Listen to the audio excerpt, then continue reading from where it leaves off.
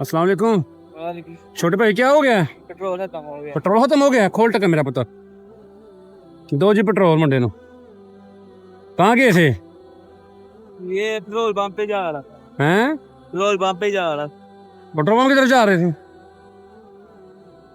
चलो कोई बात नहीं, मिल जाता पेट्रोल। ले शहजादा आ ले।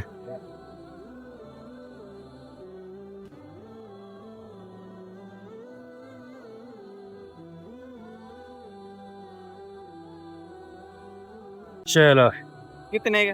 हैं? ये बड़ा महंगा पेट्रोल जहाज से पैंदा पुत्र है।